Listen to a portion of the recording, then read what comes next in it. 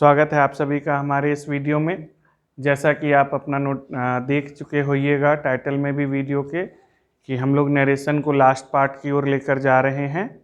ये आखिरी पार्ट है, लेकिन इसे ज़रा ध्यान से समझिएगा। हाँ, ये हम बोल सकते हैं कि आपको ये पार्ट ज़्यादा से ज़्यादा काम जब आप 12th पास कर जाइएगा और कंपटीशन की दुनिया में जाइएगा, और ऐसे कंपटीशन की दुनिया में जहां अंग्रेजी पूछी जाती है तो वहां आपको बहुत ज़्यादा हेल्प करेगा। लेकिन परीक्षा में ही पर की इच्छा जुड़ी हुई है, यानी कि कोई दूसरा व्यक्ति ही आपसे क्वेश्चन पूछेगा, तो वह किसी भी प्रकार का क्वेश्चन पूछ सकता है। तो यह भाग भी ज़रा ध्यान से देखिएगा कि नरेशन का यह भाग हम आपके लिए क्या लेकर आए हैं और इसमें आप क्या क्या सुधार कर सकते हैं। खुद में भी आज तक आप लोग क्या जान रहे थे, उसमें क्या थोड़ा बहुत इम्प्रूवमेंट हुआ, कैसे आप इसको सुधार की ओर लेकर और जा सकते हैं, यहाँ आने वाले आपको समय में पता चलेगी। आइए देखते हैं हम लोग नरेशन का हम लोगों का लास्ट पार्ट, जहाँ की हम लोग डिस्कस कर रहे हैं नरेशन के कुछ इम्पॉर्टेंट पॉइंट्स को, कुछ प्रमुख बिंदुओं को, अन्य प्रमुख बिंदुओं को तो हम पहले ही डिस्कस कर चुके हैं। आइए एक एक करके उसका क्विक रिवीजन भी कर लेते हैं। हमारे पास 5 प्रकार के सेंटेंस थे, आप जान रहे हैं। हम टोटल 5 प्रकार के सेंटेंस को लेकर हम लोग बढ़ते हैं। कोई भी लोग हों जो पढ़ा रहे हैं वह बहुत हद तक इन 5 को लेकर चलते हैं। इंटेरोगेटिव, और आप भी बुक जो पढ़ रहे हैं उनमें भी आप देखते हैं इम्पेरेटिव, ऑप्टेटिव और एक्सक्लामेटरी। जैसा कि मेरी ऑफलाइन क्लास में भी आदत है कि मैं कुछ भी नया शुरू करने से पहले एक बार आपको पीछे का रिवाइज कर देता हूं, तो यह वीडियो भी आपके रिवीजन को लेकर ही आगे बढ़ेगा। आप जानते हैं डायरेक्ट से इनडायरेक्ट में जाने के लिए सिंपल रूल है 3। एक तो सन रूल है, दूसरा चेंज ऑफ टेंस है, और तीसरा क्या है तो change of other parts of speech, ठीक है भाई साहब। आप जान रहे हैं, सुन भी लीजिएगा। देखिए, हम बार बार एक ही चीज इसलिए बोलते हैं ताकि आपको सुनते सुनते आदत हो जाए, तो आपसे गलती के चांसेस कम हो। एसर्टिव सेंटेंस में आप कॉमा, इन्वर्टेड कॉमा हटाकर दैट का प्रयोग करते हैं, और जो जैसा टेंस में रहता है, यदि बाहर प्रेजेंट टेंस या फ्यूचर टेंस रहता है, बाहर कहने का मतलब है कि हमारा रिपोर्टिंग स्पीच में यदि रिपोर्टिंग स्पीच का वर्ब प्रेजेंट टेंस या फ्यूचर टेंस में होता है, तो हम रिपोर्टेड स्पीच के टेंस में परिवर्तन नहीं करते हैं, रिपोर्टेड स्पीच के टेंस में परिवर्तन नहीं करते हैं। तो जब आप नहीं करते हैं तो परिवर्तन क्या होता है, तो simple sir change of person का रूल लगता है 1 2 3। फर्स्ट पर्सन सब्जेक्ट के अनुसार, सेकेंड पर्सन ऑब्जेक्ट के अनुसार, थर्ड पर्सन नो चेंज। यह बात ध्यान रखने वाली होती है कि जब कभी कभी हम लोगों को ऐसे कई सारे सेंटेंसेस मिलते हैं जहां कि हम लिखते हैं he said comma, inverted comma, you love him. मान लीजिए उसने कहा तुम उसे प्यार करते हो, यू लव हिम। यह एक असर्टिव सेंटेंस है, लेकिन जब आप रिपोर्टेड स्पीच को देखने जाते हैं, यह एक तरफ सिंपल सेंटेंस असर्टिव सेंटेंस होते हुए भी रिपोर्टेड स्पीच भी है। तो रिपोर्टेड स्पीच में तो जो पहला नियम है चेंज ऑफ पर्सन का, वह तो लगेगा। तो सेकेंड पर्सन तो ऑब्जेक्ट को ढूंढेगा, लेकिन क्या यहां ऑब्जेक्ट है? नहीं है, तो हम ऑब्जेक्ट अपने मन से लगाते हैं। ठीक है, क्लियर है। आप जान रहे हैं बाहर पास्ट टेंस है तो अंदर का भी टेंस बदलेगा, पास्ट इंडेफिनिट में हो जाएगा, चूंकि यह प्रेजेंट इंडेफिनिट में है, यह बदल कर किस में चला जाएगा, तो पास्ट इंडेफिनिट में। तो आप इसे लिखेंगे। यहीं पर हमने सलाह दिया था आपको कि आप अपने मन से एक सटीक ऑब्जेक्ट चुनिए। ऑब्जेक्ट कुछ भी हो सकता है, आप लेकिन अर्थ में बेमेल नहीं बैठाइए। अब यहाँ पर नरेशन, जब मैंने आपको वॉइस पढ़ा लिया, टेंस पढ़ा लिया, नरेशन पढ़ा लिया, तो अब हम आपसे उम्मीद करते हैं कि आप जरूर यहाँ तुम उसे प्यार करते हो, अगर आप इसे हिंदी ट्रांसलेट कर पा रहे हैं, तुम उसे प्यार करते हो, तो देखिए मेरा वीडियो भी इसी चीज पर है। तुम उसे प्यार करते हो तो आपको अर्थ समझना होगा। तुम उसे प्यार करते हो, उसे प्यार करते हो और वो भी तुम, तो सिंगुलर नंबर है। ऑब्जेक्ट भी हम ऐसा चुनेंगे कि वह सिंगुलर नंबर में हो, वह सिंगुलर नंबर में हो। हम यहां ही सेड टू, या यहां हम ही टोल्ड देम लिख देंगे, तो कोई भी व्यक्ति हमें बोलेगा कि सर आप थोड़ा सा ध्यान रखिए, ये यू सेकेंड पर्सन है, वह भी सिंगुलर नंबर की तरह यूज हो रहा है यहाँ, आप क्यों प्लूरल में जा रहे हैं, आप क्यों प्लूरल में जा रहे हैं। आपको अगर ज़्यादा ही मी से एलर्जी है, जनरली लोग तो जितने भी लोग यहाँ हैं वह अभी तक बोल चुके होंगे कि सर यहाँ मी ऑब्जेक्ट रखिए, लेकिन यदि आपको मी से एलर्जी है तो आप हिम रखिए, आप हर रखिए, लेकिन सटीकता तो मी में ही है, सटीकता तो मी में है, इसलिए जितने भी लोग हैं वो सलाह देंगे कि मी का प्रयोग कीजिए। तो ऑब्जेक्ट ऐसा चुनिए बाबू जिससे अर्थ क्लियर हो, पहला पॉइंट। दूसरा चीज, हमेशा इस बात का ध्यान रखिए कि रिपोर्टेड स्पीच में जो भी सेंटेंस लिखा हुआ है उसका क्या अर्थ है। रिपोर्टेड स्पीच में उसका क्या सेंटेंस है, उसका क्या अर्थ है, यह भी ध्यान में रखिए। ठीक है, हमारे हिसाब से आपको अब रिपोर्टेड स्पीच का अर्थ पकड़ने में दिक्कत नहीं होगी, क्योंकि यदि कहीं पर आपने देख लिया है कि कम हियर, तो आप बोल सकते हैं कि यह एक ऑर्डर वाला सेंटेंस है और यह एक इंपेरेटिव सेंटेंस है, क्योंकि इसमें शुरुआत वर्ब से हुई है। आप अगर यह देख लेते हैं, मे यू लिव लॉन्ग, आप अगर यह देख लेते हैं मे यू लिव लॉन्ग, तो आप यह बोल सकते हैं कि चूंकि मे से शुरुआत है इसलिए यह ऑप्टेटिव सेंटेंस है। और अगर आपने देख लिया फाई, तो आप यह बोल सकते हैं फाई का अर्थ है छी, यानी कि यह एक्सक्लामेटरी सेंटेंस है। इन तीन सेंटेंसेस के अलावा आप जान रहे हैं कि एक ये भी आता है, डिड ही कॉल यू,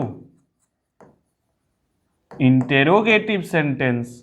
लेकिन यह कैसा कॉल है, यह कैसा इंट्रोगेटिव सेंटेंस है, तो ये यस नो इंट्रोगेटिव सेंटेंस है, जिसका उत्तर यस या नो में दिया जा सकता है। और एक और इंट्रोगेटिव सेंटेंस है why did he call you, why did he call you.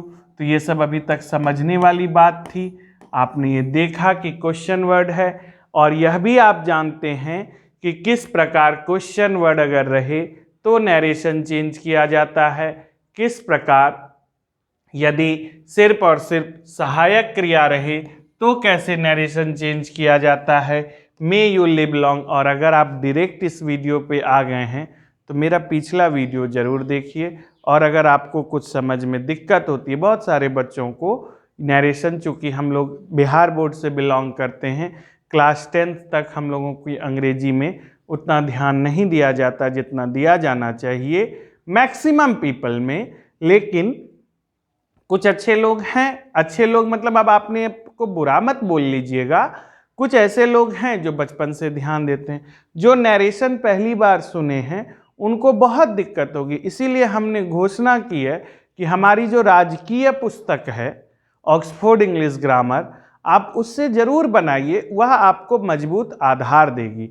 आइए इसी जगह हम एक और चर्चा करते हैं कि अब तक आपने इन 5 सेंटेंसेस में देखा कि यदि बाहर रिपोर्टिंग स्पीच, बाहर वाले को रिपोर्टिंग स्पीच कहते हैं, यदि रिपोर्टिंग स्पीच प्रेजेंट टेंस में हो या फ्यूचर टेंस में हो, तो रिपोर्टेड स्पीच के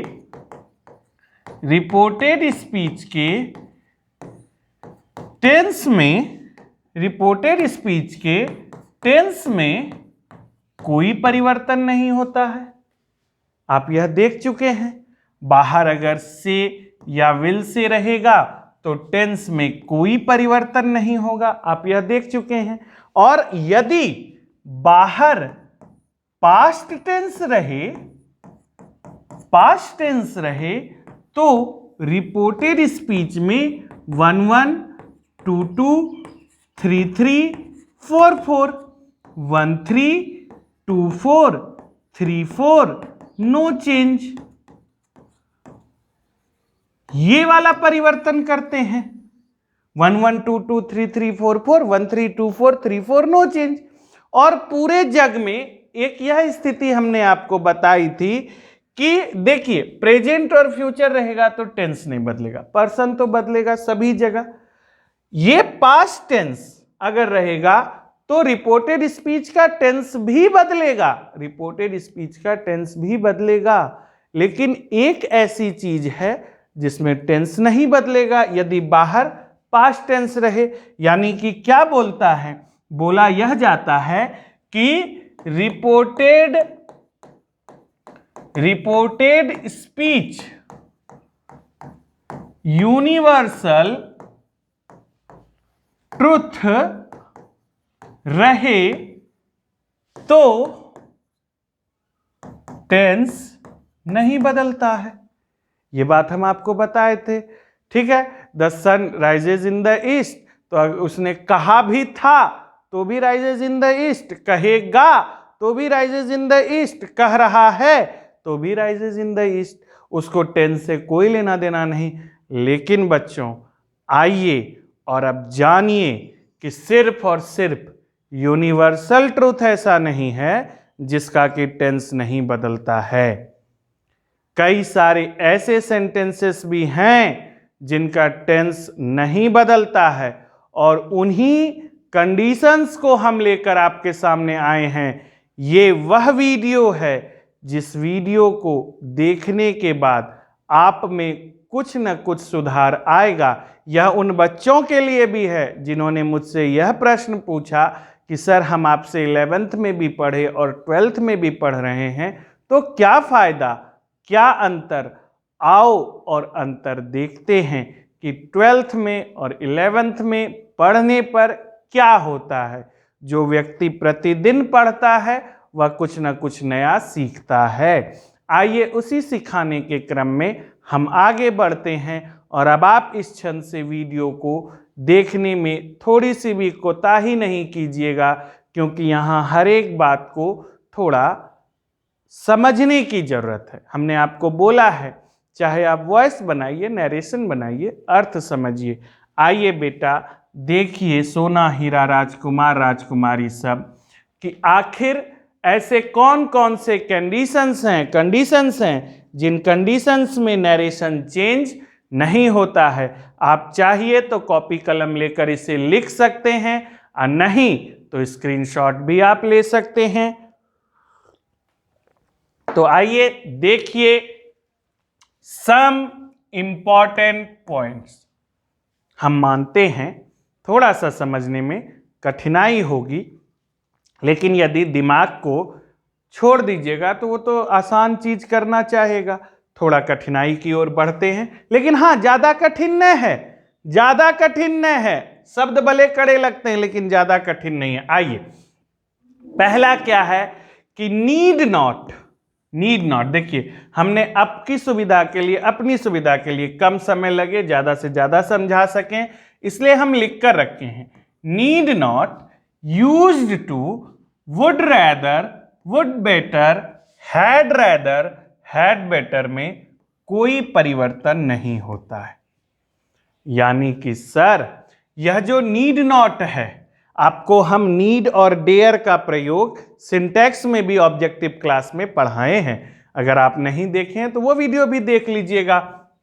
need not, used to, need not का मतलब होता है जरूरत नहीं, और खासकर नीड नॉट का प्रयोग नॉट है तो नेगेटिव सेंटेंस में ही किया जाएगा। देखिए यूज्ड, ये सब ऐसे वर्ब हैं, ऐसे सहायक क्रियाएं हैं जिनका प्रयोग यूज्ड टू की हिंदी होती है अभ्यस्त। जब आप किसी चीज के अभ्यस्त होते हैं या आप किसी चीज के आदी होते हैं, जैसे आप ट्यूशन पढ़ने के आदी थे लॉकडाउन से पहले, you used to go to tuitions, आप रोज ट्यूशन पढ़ने आते थे, तो आपकी एक आदत थी। तो यूज्ड टू का प्रयोग आदत बताने के लिए, वुड रैदर का प्रयोग होगा, बल्कि जहां ऐसा भाव दिखाना हो, ऐसा होगा, ऐसा नहीं होगा, बल्कि ऐसा होगा, यह बताने के लिए, या यह बेहतर होगा, वुड बेटर, ऐसा बताने के लिए, या हैड रैदर और हैड बेटर हो, बल्कि या बेहतर था। इन सब का प्रयोग यदि होता है तो हम इसमें कोई परिवर्तन नहीं करते हैं। आप जानते हैं, आप यह भी जानते हैं कि अगर चलिए नीड अगर आपको नहीं मिला, यूज्ड मिला, और आप जानिए बेटा बेटी सोना हीरा राजकुमार, नीडेड नॉट नहीं लिखते हैं, नीड नॉट ही लिखते हैं हमेशा, क्योंकि जिस प्रकार आप नीड नॉट एक हमारा मॉडल एक्सिलरी वर्ब है, सॉरी नीडेड नॉट लिखते हैं, नीड्स नॉट नहीं लिखते हैं, sorry very sorry, needs not नहीं लिखते हैं, नीड्स नॉट, नीड्स नॉट। जैसे आपके पास he can go, he cans गो नहीं लिखते हैं, उसी तरह से नीड नॉट एक मॉडल एक्सिलरी वर्ब है, इसके साथ हम एस का प्रयोग नहीं करते हैं। यूज्ड टू, यूज्ड टू क्या बताता है? किसी आदत को बताता है। तो यह पास्ट टेंस है, और हमने आपको बताया कि जब कभी भी बेटा आई वेंट मिले, आई वेंट मिले, तो आप इस नियम को देखते हुए, इस नियम को देखते हुए कि 1-3, 1-3, तो आप 1-3 में चले जाइएगा। आई वेंट को आप लिख सकते हैं आई हैड गॉन, आप ऐसा लिख सकते हैं, वर्ब अपने दूसरे रूप में है। तो बेटा ये यूज्ड टू यहां यह भी वर्ब अपने दूसरे रूप में बताता है, तो कभी इसे हैड गॉन में नहीं बदलना चाहिए।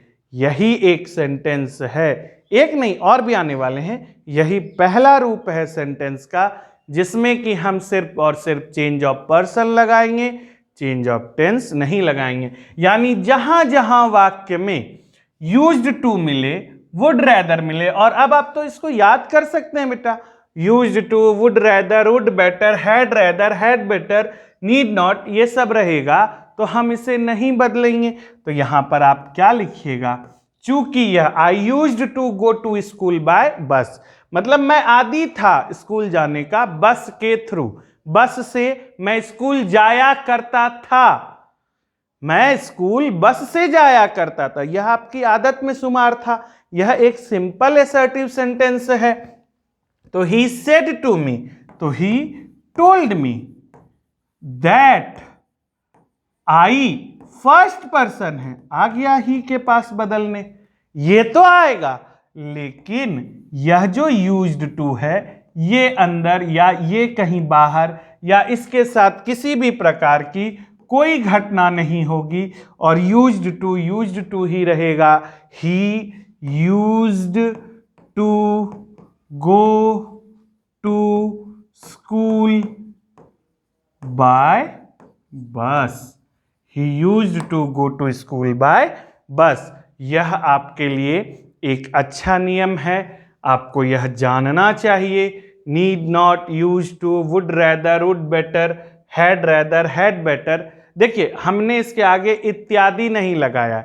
कुछ चीजें तो आपको ऐसे भी समझ में आ जाएंगी, ये दोनों तो आप अगर नहीं भी याद कीजिएगा तो भी आपके लिए कोई दिक्कत नहीं है। हैड है, पास्ट परफेक्ट की पहचान है, हैड है, पास्ट परफेक्ट की पहचान है, तो पास्ट परफेक्ट तो नहीं ही बदलता है, पास्ट परफेक्ट तो नहीं बदलता है। 1 1 2 2 3 3 4 4, 1 3 2 4 3 4, नो चेंज। हैड बीन और हैड तो ऐसे भी नहीं बदलता है, तो इनके रहने से भी नहीं बदलेगा। कोई दिक्कत समझने में कोई दिक्कत नहीं हुआ होगा? अगर दिक्कत हो तो जरूर फोन करें, हम आपकी सेवा में 24 घंटे तत्पर हैं। आइए, इसका भी आप चाहिए तो स्क्रीनशॉट ले सकते हैं कि अगर पास्ट कंटिन्यूअस का प्रयोग टाइम क्लॉज में हो, टाइम क्लॉज, टाइम क्लॉज, ये क्या चीज है सर? ये क्या चीज है टाइम क्लॉज? जहां तक साधारण भाषा में हम आपको समझा सकते हैं, समझाने का प्रयोग करते हैं, उपयोग करते हैं और प्रयास भी करते हैं। ये समझाना क्या है? टाइम क्लॉज कुछ नहीं है बेटा। जब अगर past continuous tense, past continuous आप जान रहे हैं, I was reading, he was playing, एक लगातार का भाव उत्पन्न होता है कि मैं जा रहा था, वे लोग खेल रहे थे। इसके साथ जब कभी भी समय बंध जाए कि जिस समय यह हो रहा था, टाइम क्लॉज क्या है? टाइम क्लॉज समय बताता है, समय, समय के संदर्भ में। टाइम क्लॉज की अगर हिंदी देखेंगे तो समय के संदर्भ में वह यह बताता है, समय के संदर्भ में, कि जब मैं ऐसा कर रहा था, यानी वह यह बताना चाह रहा है कि वह काम कोई पर्टिकुलर समय में करना चाह रहा था, तो उसी को हम और आप टाइम क्लॉज कहते हैं। तो जब कभी भी पास्ट कंटिन्यूअस टेंस को टाइम क्लॉज के साथ प्रयोग किया जाता हो तो टेंस में कोई परिवर्तन नहीं होगा। यानी यह जानिए, व्हाइल आई वॉज स्टडीइंग, आप यहां देख रहे हैं, आपको मैंने बताया है कि 1 1 2 2 3 3 4 4 में मैंने आपको बताया है कि आपके लिए सर, यह मैंने कई बार बताया है कि जब कभी भी पास्ट कंटिन्यूअस हो या आप जानिए कि वॉज वेयर का प्रयोग हो, पास्ट कंटिन्यूअस या वॉज वेयर का प्रयोग हो, तो यह हैड बीन में बदलता है, यह हैड बीन में बदलता है। तो आज हम इसको गलत कर देंगे, आज हम इसको गलत कर देंगे इस जगह पर। लेकिन क्या बोले? हर हमेशा नहीं, हर हमेशा नहीं। आइए जानते हैं कि यह क्या होगा और कैसे होगा। टाइम क्लॉज का मतलब सिंपल भाषा में जानिए कि यदि past continuous tense, sir present continuous हुआ तो नहीं, वो बदलेगा, ठीक है। पास्ट कंटिन्यूअस टेंस अगर हुआ तो क्या होगा? तो पास्ट कंटिन्यूअस टेंस के साथ जब समय की बंदिश रहेगी, समय की बंदिश यानी समय बताते हुए पास्ट कंटिन्यूअस टेंस होगा, तो देखिए जैसे while I was studying you were playing, तो यह बनेगा he told me that, he told me that. Tense नहीं बदलेगा, बार बार बोल रहा है, टेंस नहीं बदलेंगे हम टेंस केस नहीं बदलेंगे। हाँ, पर्सन बदल सकता है, पर्सन बदलेगा। व्हाइल, व्हाइल का मतलब होता है जब, जब, जबकि मैं पढ़ रहा था, व्हाइल आई वॉज स्टडीइंग, जबकि मैं पढ़ रहा था, यू वेयर प्लेइंग, तुम खेल रहे थे। या ऐसे भी, जब मैं पढ़ रहा था, तो मैंने आपको समय में बांधा कि भाई साहब समय देखिए, जिस समय आप खेल रहे थे, जिस समय आप सब कुछ कर रहे थे, उस समय मैं पढ़ रहा था। समय की बंदिश है। तो he told me that while I, first person he के पास जाएगा खूब आराम से। He was studying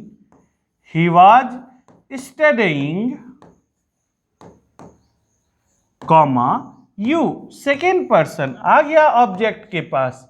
I was playing, while he was studying I was playing। उसने कहा मुझे जब वह पढ़ रहा था तब मैं खेल रहा था। कोई दिक्कत नहीं हुआ होगा, कोई दिक्कत नहीं हुआ होगा। ठीक है, आइए चलते हैं, देखते हैं। यही फिर ये भी चीज है कि पास्ट इंडेफिनिट टेंस का प्रयोग टाइम क्लॉज के साथ हो तो टेंस में कोई परिवर्तन नहीं होगा। देखिए, पास्ट इंडेफिनिट और पास्ट इम्परफेक्ट को इसलिए रखा गया साथ में ताकि, और पास्ट परफेक्ट कंटिन्यूअस को क्यों नहीं रखा गया? इसलिए नहीं रखा गया क्योंकि वो तो वैसे भी नहीं बदलता है। टाइम क्लॉज को व्हेन आई मेट हिम, जब मैं उससे मिला, ही वॉज प्लेइंग, वह खेल रहा था, जब मैं उससे मिला वह खेल रहा था। तो he said that when I, first person आ गया सब्जेक्ट के पास, he met him, third person no change, met him, he was playing. Sir सिर्फ ही वॉज प्लेइंग रहता तो, सिर्फ ही वॉज प्लेइंग रहता तो बदलते, और सिर्फ आई मेट हिम रहता तो बदलते। लेकिन ये व्हेन आना, ये टाइम क्लॉज को बता रहा है, समय को एकदम निश्चित कर दे रहा है। और जब भूत में कोई काम निश्चित समय में हो गया तब तो उसे बदला नहीं जा सकता है। तो वह भी तो सच है ना। और बोले हैं ना यूनिवर्सल ट्रुथ में नहीं बदलता है, तो वह भी तो एक सच्चाई हो गई। क्या आप भूत में जाकर समय परिवर्तित कर सकते हैं? कर सकते हैं, तो आपसे महान कोई नहीं। आप तो ऐसा नहीं कर सकते हैं। इसीलिए पास्ट टेंस को यह चुना गया कि जब भी अगर उसके साथ टाइम क्लॉज लग जाएगा, समय का एकदम निश्चित कर दिया जाएगा, तब हम उसके टेंस में परिवर्तन नहीं करेंगे, क्योंकि वह घटना तो घट चुकी है। सिर्फ और सिर्फ पर्सन बदलेगा, और घटना भी घटी है तो निश्चित समय में घटी है। आइए अगला रूल देखते हैं। यही बात है, जब पास्ट इंडेफिनिट का, अब देखिए पास्ट इंडेफिनिट का प्रयोग दो साइमल्टेनियस एक्शंस में हो तो टेंस में कोई परिवर्तन नहीं होगा। आप चाहिए तो इसका भी स्क्रीनशॉट ले लीजिए। जब पास्ट इंडेफिनिट का प्रयोग दो साइमल्टेनियस एक्शंस में हो, साइमल्टेनियस एक्शंस का मतलब, और किसका? सिर्फ पास्ट का? नहीं, पास्ट इम्परफेक्ट का बिल्कुल नहीं, पास्ट इनडेफिनिट का। फिर तो आप भूत में चले गए, अब तो आप बदल नहीं सकते। लेकिन सर इस साइमल्टेनियस एक्शन क्या है? साइमल्टेनियस एक्शन एक साथ होने वाला काम, एक साथ होने वाला काम है। जैसे देखिए यहां उदाहरण लिया गया है, I prepared the tea and he fried the chips. मैंने चाय बनाया, उसने चिप्स छांके। ही फ्राइड द चिप्स, उसने चिप्स तले। मैंने चाय बनाया और उसने चिप्स तला। तो ये दो घटना तो भूतकाल में हुई, और ये भूतकाल में भी देखिए साइमल्टेनियस एक्शन। अभी तक हम बोल रहे थे कि समय निश्चित नहीं है, लेकिन देखिए अगर आप इसके अर्थ को समझिएगा तो आप इस अर्थ में घुसकर जा सकते हैं कि इस पूरे वाक्य यह कहना चाहता है कि जिस समय मैंने चाय बनाया उसी समय उसने चिप्स तला। ऐसा नहीं है कि वह चिप्स पहले से तल चुका था, ऐसा नहीं है। जिस समय मैंने चाय बनाया उसी समय उसने चिप्स को तला, उसी समय उसने चिप्स को तला।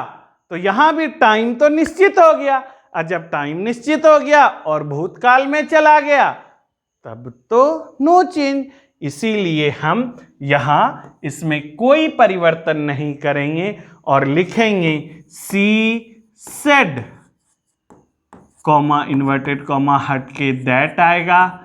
आई फर्स्ट पर्सन सी के पास आएगा, she prepared the tea, she prepared the tea, and he third person no change, he fried the chips, he fried the chips.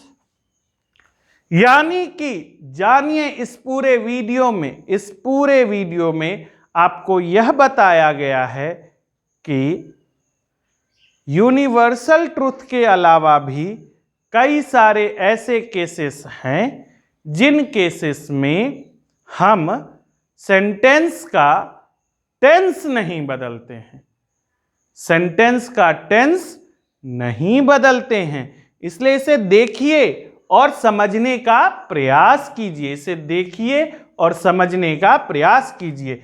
इसने जो भी काम किया उसी समय उसने वह काम किया, ही फ्राइड द, एंड बताता है। सर क्या बताता है? एंड बताता है कि मैंने चाय बनाया तो उसने चिप्स तले हैं। आइए अगले भी चलते हैं, अगले नियम की ओर।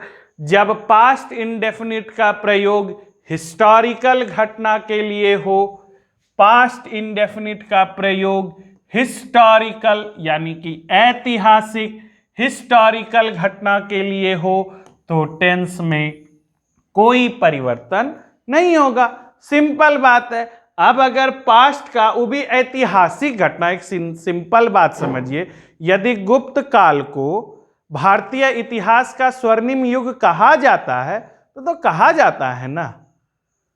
उसमें कोई बदलाव कर सकता है क्या? उसमें कोई बदलाव नहीं कर सकता।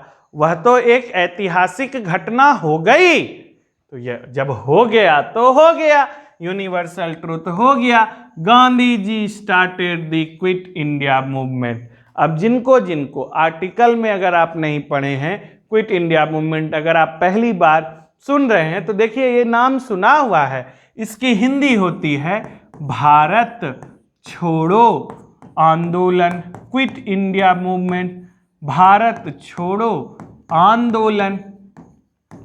तो Gandhi ji started the quit India movement, Gandhi ji ने शुरू किया भारत छोड़ो आंदोलन। तो आज आप क्या बोल लीजिएगा बाद में जाके कि नेहरू जी ने शुरू किया था, सरदार वल्लभ भाई पटेल ने शुरू किया था।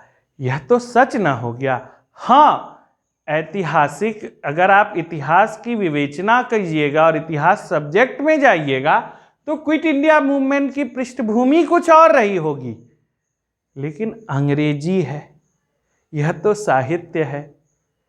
आप इतिहास को इसमें क्यों मिलाने का प्रयास करेंगे? क्विट इंडिया मूवमेंट पूरी दुनिया जानती है, भारत छोड़ो आंदोलन गांधी जी ने शुरू किया, तो ये तो सच है। तो he said that Gandhi ji started the quit India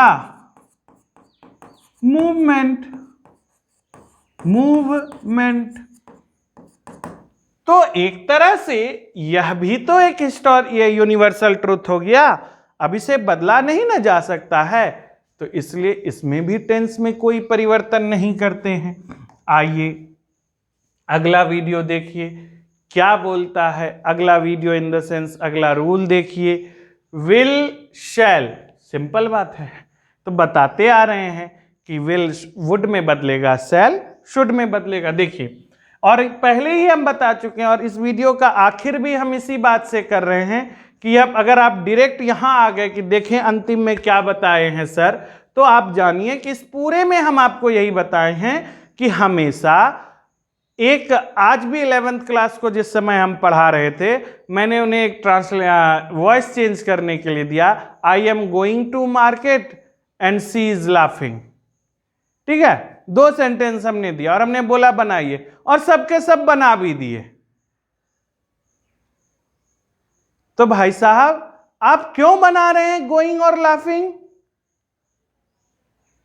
going और लाफिंग का वॉइस चेंज होगा क्या? नहीं होगा।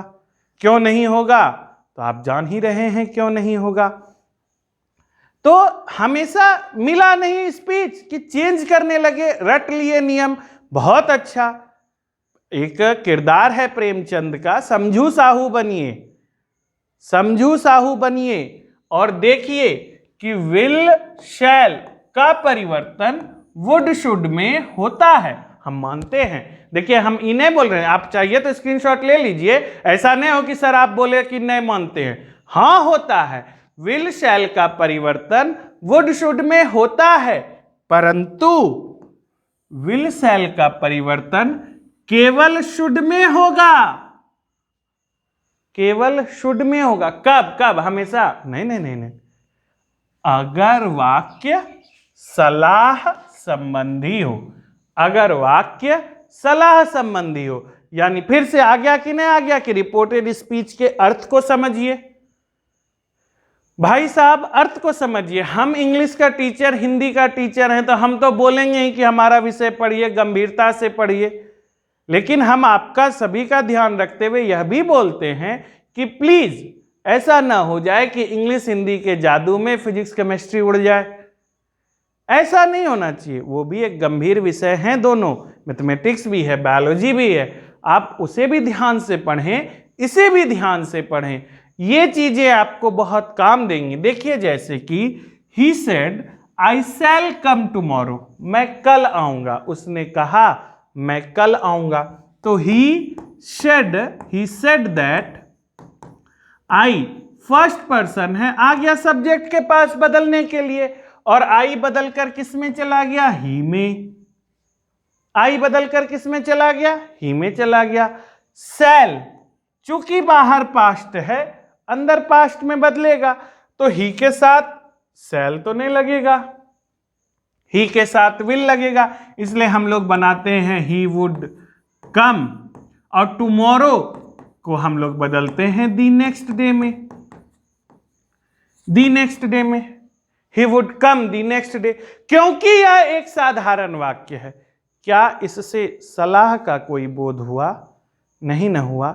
लेकिन यह रिपोर्टेड स्पीच देखिए, what shall I do after the exam, मैं क्या करूंगी या मैं क्या करूंगा, सी शेड है तो मैं क्या करूंगी परीक्षा के बाद। तो यहां तो सलाह मांगा जा रहा है ना जनाब, यहां सलाह मांगा जा रहा है ना।